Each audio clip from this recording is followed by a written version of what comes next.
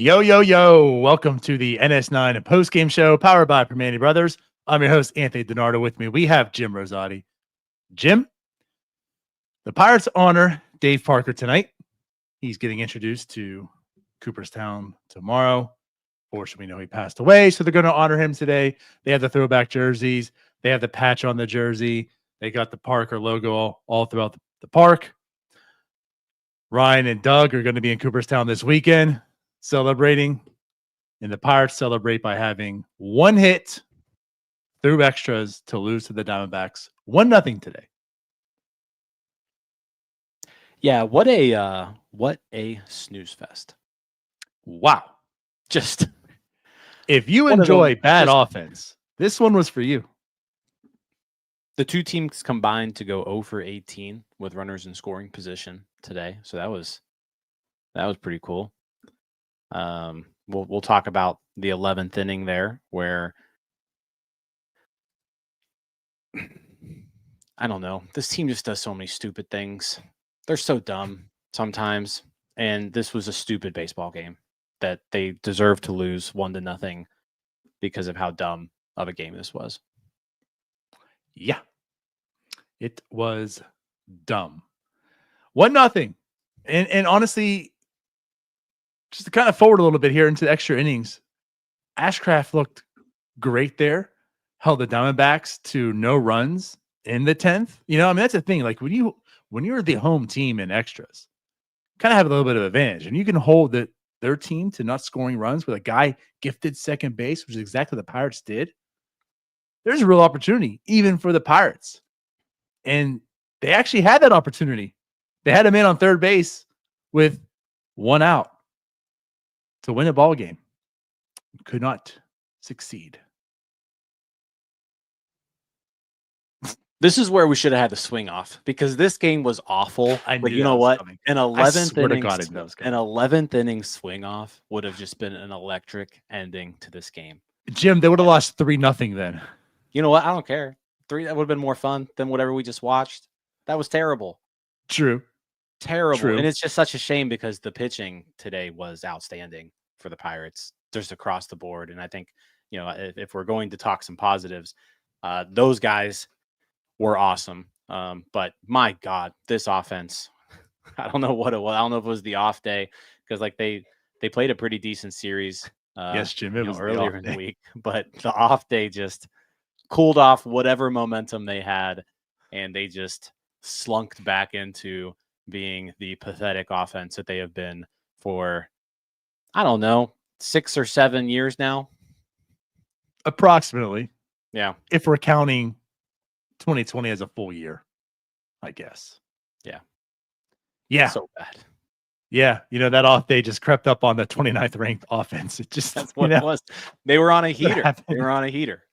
They were trying to, they were going for 28th DiNardo. And but seriously too, it's just like this team is just it's mind-boggling.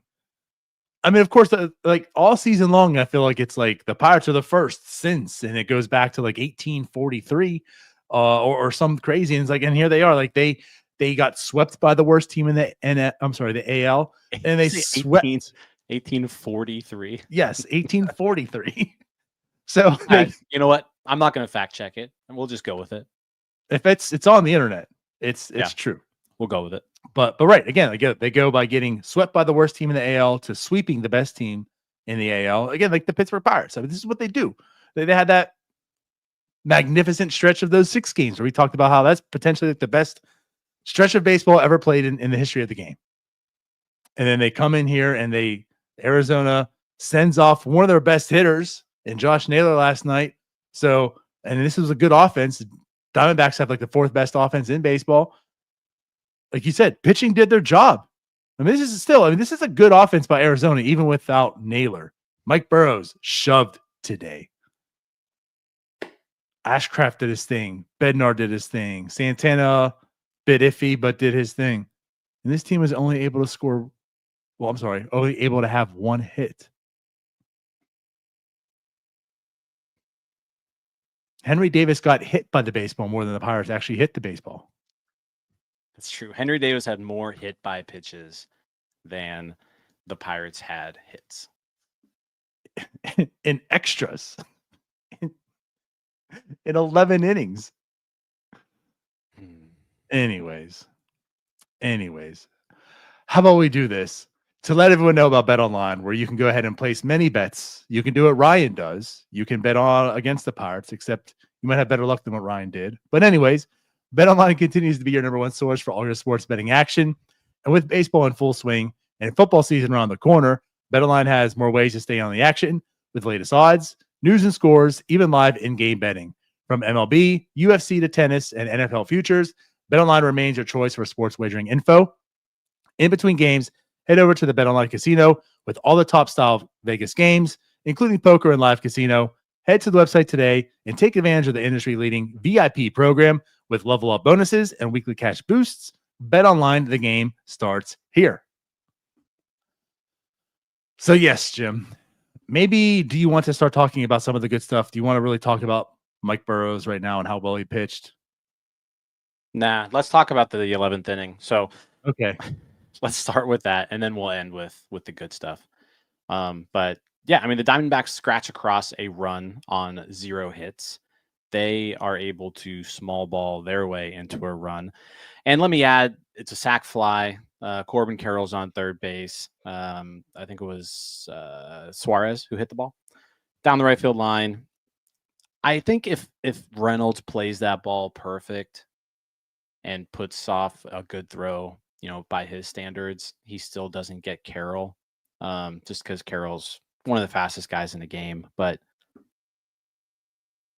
what a pathetic attempt by Brian Reynolds there. I mean, just didn't get in position to make a throw, caught the ball with, basically going backwards, delivered a 3-hopper to Henry Davis. And I don't know, it was a pathetic attempt at getting Corbin Carroll at home. Like I said, I don't think it would have mattered, but it still sucked. And you're 100% correct. He probably is scoring, but how do you not get in position on that? Like what is going on? Like there's one thing about Brian Reynolds is he's very limited in his abilities to play. That's what holds him back defensively, but he's shown he has a strong arm. And like he does like the technical things pretty much correctly. What was that? I mean, that ball was just chilling up in the air. It's not like he had to run up under it and didn't get like his feet set. Like what was going on with that? Just like you said, just terrible defense. That's you can't have that from Brian Reynolds. I mean, it was a 242-foot fly out. Like we're not talking about a very deep ball either. 242 feet. And that was enough for Carroll to it wasn't even a play at the plate. With a 56% launch angle. Like again, like that thing hung up there also. Yeah. It was rough. Yeah, it was a bad attempt. Bad attempt. Like I said, I don't know if it would have mattered just because Reynolds' arm has just looked awful out there anyways, but he didn't give himself a very good chance. No. Anyways, not that big of a deal because that was like the one run. You should be able to score one run in 11 innings, and they still couldn't do it because that brought us to the bottom of the 11th, where you bring in a pinch runner because it's like, hey, Peggy, you can't really get in the game otherwise because, I mean, Peguero's played, one game and accumulated like 15 days of service time this season. But he goes in this pinch run for Horwitz. He moves to third on McCutcheon's fly out. And then Reynolds, surprise, surprise, the worst player in baseball, according to win probability added, he hits a little blooper to shallow left. And I'll give Peguero, I don't want to give Peguero any credit here because I think it is sort of a tough read. that's not really it's not really a tagging up situation that you were in there. I mean, if that ball's caught, It's shallow as hell. you're not tagging up. If it drops, you're scoring. But I guess you could make that the argument where it's like, okay, well then you need to be in the position where if something weird happens, like what happened, where I think was a Gurriel out there in left field where he catches it, he falls over and stumbles. And if Peguero had been within 5 feet of third base, he scores if it drops. And he also can get back and tag up and score when Gurriel, does somersaults out there in the outfield. So it's on Rebello, it's on Peguero, it's on everybody. It's really the whole organization's fault there. But I mean, also, like I said, Brian Reynolds needs to do better there. I mean, Brian Reynolds hits the ball 228 feet. Like you're making more money than anybody on this team. You need to get that run in. And Brian Reynolds today was 0 for 2 with runners in scoring position, 0 for 5 with a strikeout. His OPS is now down to 667.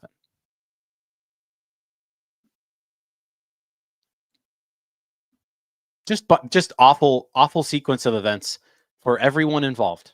Everyone on the field, terrible job. Mm-hmm. Yep. And I'm not going to go too much more. I'm with you on Peguero.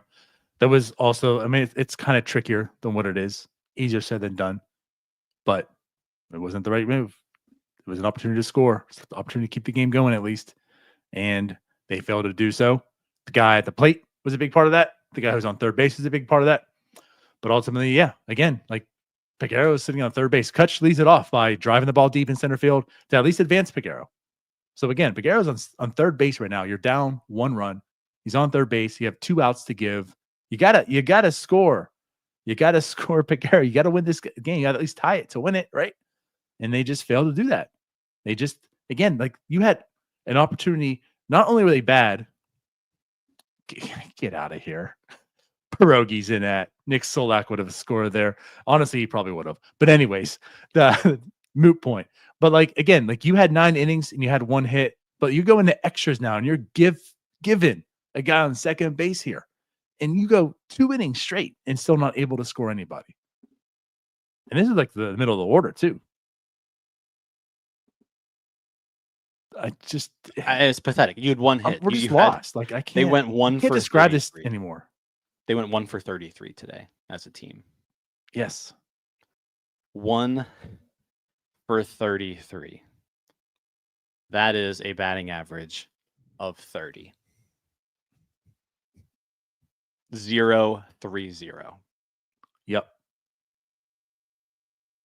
And you got embarrassed by Anthony DiSclafani, who I don't know. How old is this guy? Okay, he's 35 now. I was thinking he was like 52 by this point. I didn't even know this guy was still pitching in Major League Baseball. That's what I was going to say. Turned out I didn't realize he didn't last year, and he's pitched in 8 games this year. But like, this Diamondbacks bullpen is a disaster.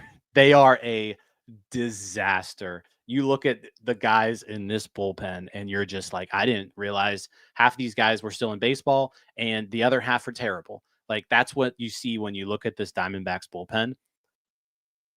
And they just put up 5 hitless innings on you, led by 54-year-old out of baseball Anthony DiSclafani. I think he was like selling insurance last week and they needed an arm. They called him up. But Jim, I mean, it's one thing. Like a reliever can come in and have a good inning. Oh, that's right. He pitched 4. He had 4. He had 4 innings, Jim. No hits, 2 walks, 3 strikeouts. Again, like you're talking about, was certainly a talented pitcher. He's older, hasn't played. Again, I didn't know he was in baseball. When I saw him come in, I was like, oh, I wasn't aware you still played, Mr. DiSclafani. But I'm glad to see you once again. Former TFL Marlins, former proud owner of him in our Strat League from years ago. But anyways, yeah, that was a long time ago. And he comes into the bullpen, he had a great job. He had 4 innings.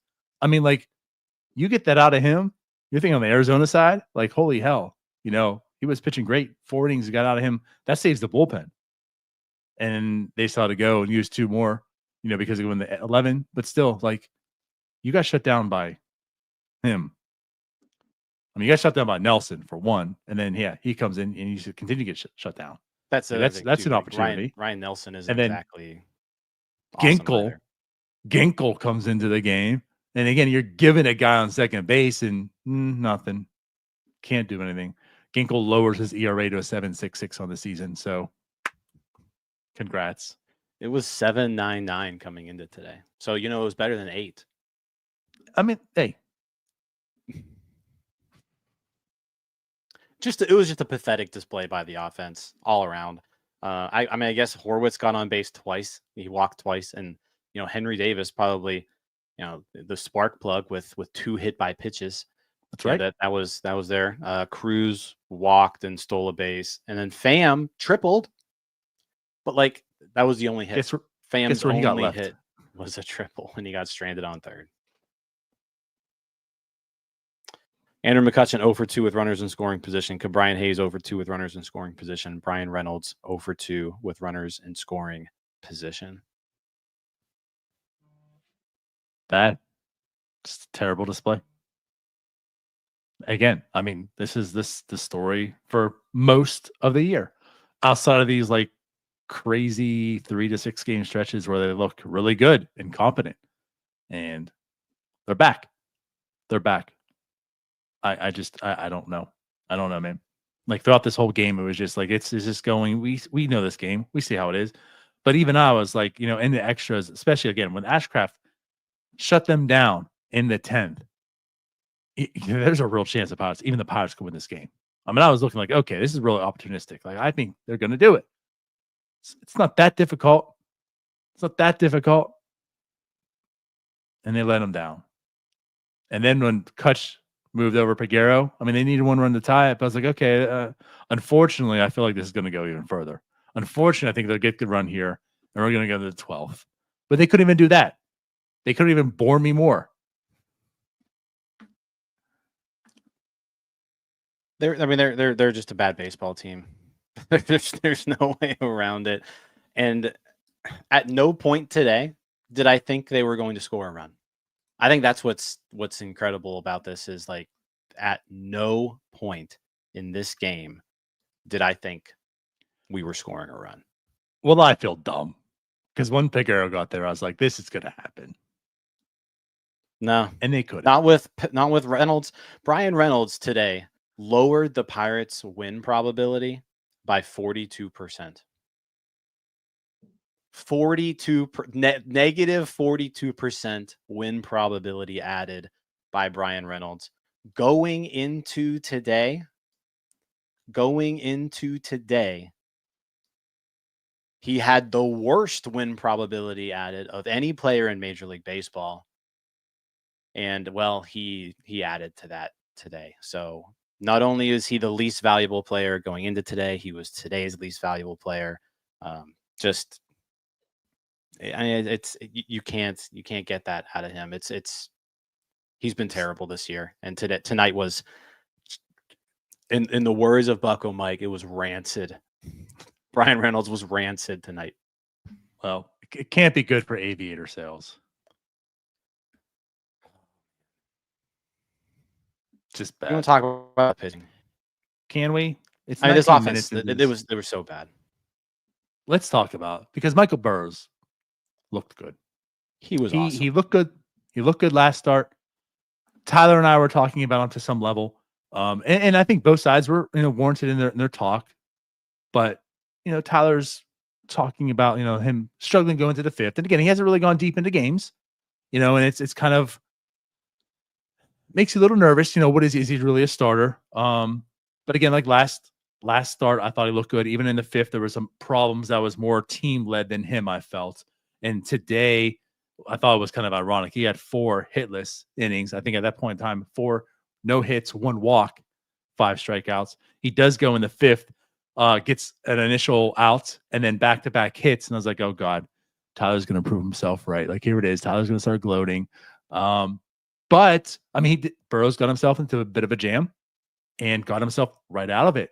Scoreless through 5. And I was like, hey, all right. I mean, that's the first sign of, distress, I guess you could say, for him. I mean, he was cruising through this Diamondbacks lineup. And then in the 6th, he had a no hitter through 4. Right. In the 6th, like he also looked good.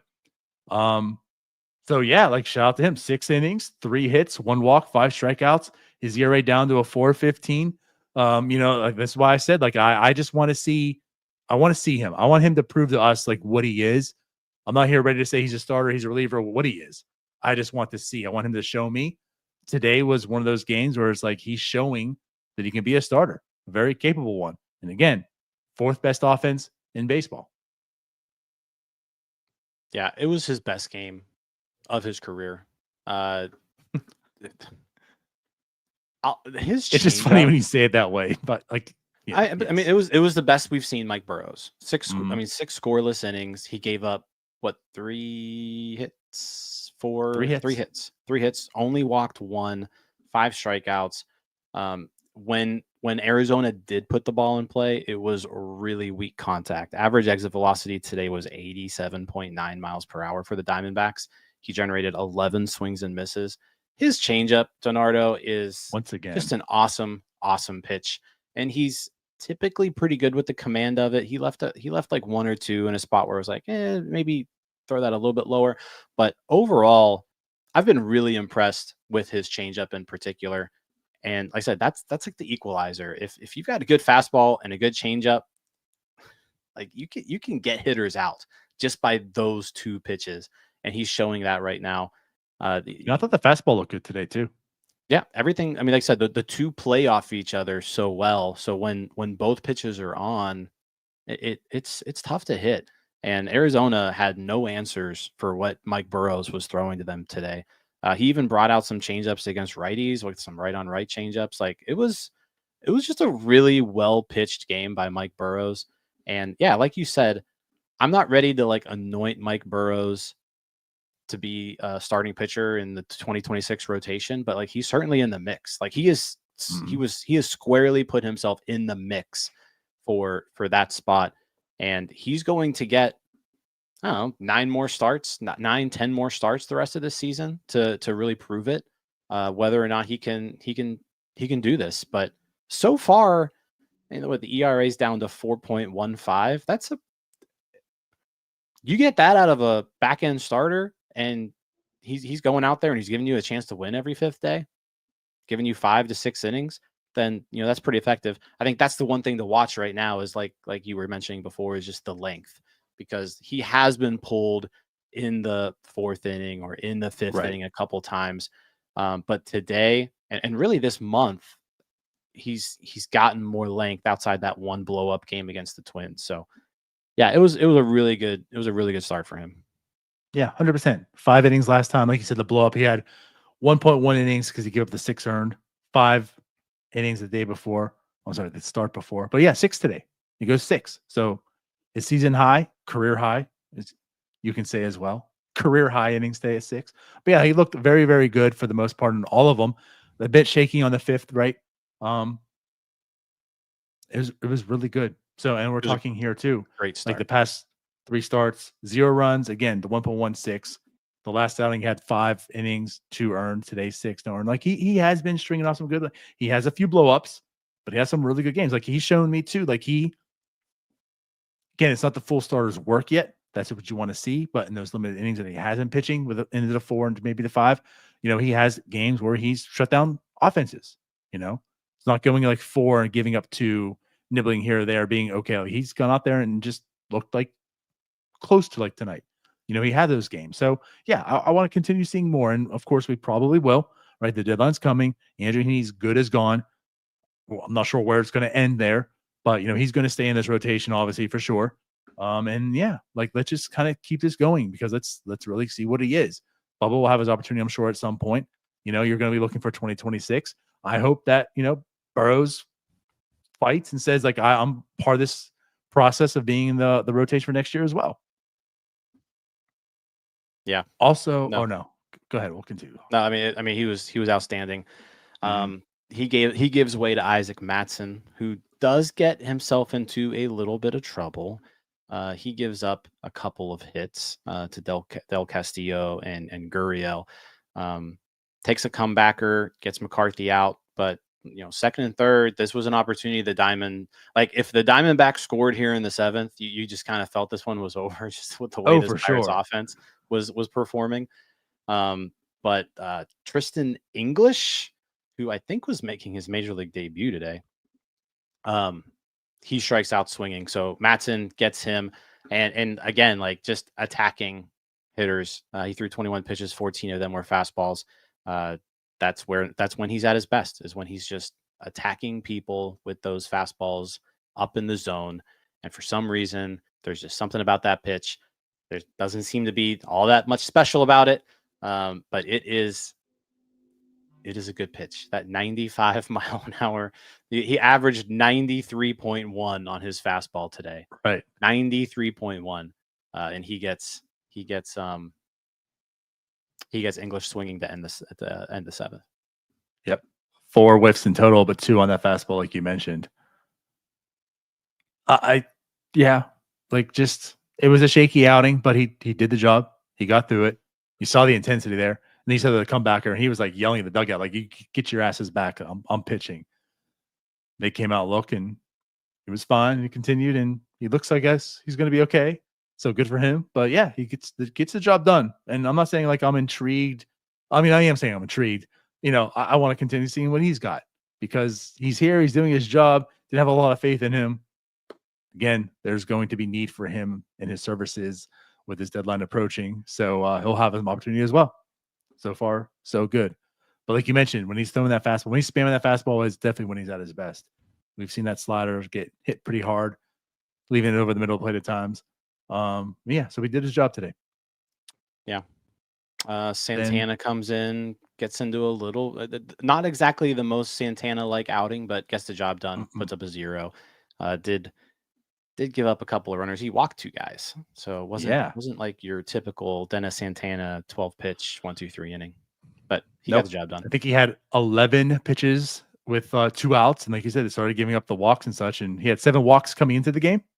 Gave up 2 today. Yeah. So it wasn't the dope performance. But he does, again, like, he got out of it. Again, Dennis Santana now with a 1.45 ERA on the year.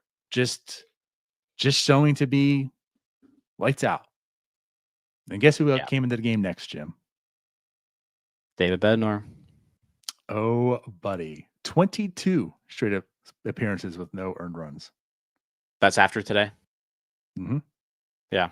I mean, it only took David Bednar 7 pitches to get 3 outs, and he struck a guy out in that span. Just that inning was over before it began, basically. Possibly his last game in PNC Park too. Like, I mean, that's always a possibility depending on how these next 2 games go. But he it was the opposite scoreless inning that Santana. Santana 25 pitches took him to get those 3 outs. Santana, Bednar, just that inning was over so quick. Right. Yep. So Bednar down to a 2.25 ERA, like super respectable ERA, and understanding like where that was to begin with, right? Early on in the season, goes down the AAA, gets come back up and starts pitching. And again, he hasn't given up an earned run since May 24th, I believe. It's just incredible to think about. Yeah, been outstanding. Right. And then Ashcraft in extras did everything that you could ask of him. He got through the 10th without giving up a run. Gets a really big strikeout, after the sacrifice bunt to lead off that inning to get to 2 outs and leave that runner on third. Gets Carroll to ground out. So just an outstanding performance from him. And then in the 11th, like he didn't really do much wrong. He walks Marte to set up. I don't even mind walking a batter in extras to set up a double play, and that wasn't what his intention was. But he walks Marte, gets a fly out, sack, and I said that sack fly was 240 feet out, and just a really, really rough play from Reynolds. So, and then get Del Castillo to strike out, but you can't ask for much more than that with Ashcraft. 2 innings, both starting with a runner on second. He doesn't give up a hit, but the run comes across, and unfortunately, the Pirates couldn't do the same. Right. Yep. So ultimately, the Pirates lose 1-0 because of the offense. All the pitching did its job. I want to bring something up here as well. I know I put on our little chat here. Just something of note. Like, I don't think we've really talked too much about this, and I'm not like the biggest catcher's ERA proponent here, but because we're talking about Mike Burrows and how good he looked today, we've been talking about Henry Davis and how good he's looking behind the plate. And I understand Henry Davis catches a lot of skeens, so that helps. But Henry Davis's ERA before today, 2.78, while Joey Bart's at a 4.8. Again, I'm just throwing it out there. Not the biggest guy. I think there's a little scheme bias here. Henry hasn't been up the entire time, but regardless. Yeah. I think it's fair to say that pitchers probably prefer to throw to Henry Davis. Mm-hmm. He at least like catches the ball when you throw it in his general vicinity, which just by the name of the position is your number one job typically, is to catch the ball when it's thrown to you. So Henry Davis does a good job at that, at least better than Bart. So yeah, if you're a pitcher, you probably have more confidence in your stuff, more confidence that, hey, like if I do bounce this breaking ball, like it's not going to go to the backstop, or if I miss my spot with this fastball, it's not going to bounce off this glove and roll into the opposing dugout. Or if a runner wants to take off stealing, my catcher might get him. So I think there's definitely something to it.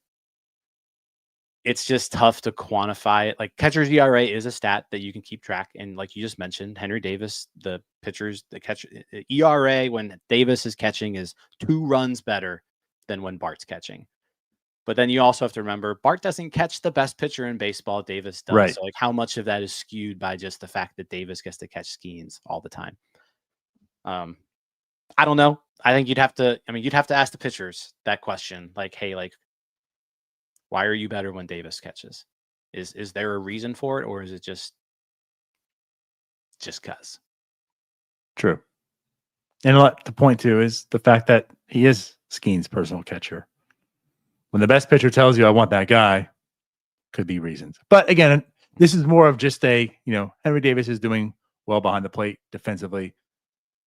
Pitchers are performing, it seems, pretty good when he's behind the plate, as they did tonight. And Burrows had the best start of his career with Henry Davis behind the plate. So again, just something to kind of point out. But ultimately, yes, the Pirates lose 1-0. And they are 20 below 500 again. But it's okay. Yeah. They play again tomorrow. How about that uniform combo, though? If you know me, you know I love it. I shared my last tweet when they were black on black, which was a tweet of me in our video for vlogging in Florida, talking about the black on black and how they need to do it. That was the biggest thing I thought they're missing with the script jerseys, is going black on black, and they broke them out before. So I'm a big proponent of black on black. Yeah, I thought the combo was excellent. I wouldn't mind seeing it a little bit more, particularly in a night game. Night home games probably. And I like how they bust out the BP hat for it too. Like they go with a whole other hat, which is nice. So that's probably my favorite combo that they have, honestly. Now, I don't think I wouldn't want them to use that as like their everyday, but busting it out every now and then, yeah, it's pretty sharp. For sure. But there's also no hits in those uniforms, apparently. So maybe you just trash them. But there's also no hits in any of the other uniforms, it seems. Very true. So trash all of them. Just trash the organization. Just start over. Oh, it's like that Seinfeld episode where they switched to cotton. They switched to cotton uniforms, and everybody just starts like ripping their shirts off because they're itchy or something like that. Or yeah, it was polyester, right? Yeah, polyester. Yeah. Hire George. I'm for that. Hey, he can teach people how to hit. science. Yeah. All right. Let's get out of here. We will be back tomorrow, as stated, to talk about the Pirates. But Ryan and Doug will be in Cooperstown tomorrow, all weekend long. That might be more fun to watch along. So follow them on Twitter if you haven't. We'll definitely have some content going as quickly as we can. But yeah, Dave Parker getting elected to the Hall of Fame this weekend. So cool stuff. Yeah, I'm excited for Ryan and Doug to be up there. Hopefully, especially Doug. Yeah, hopefully they have a good time.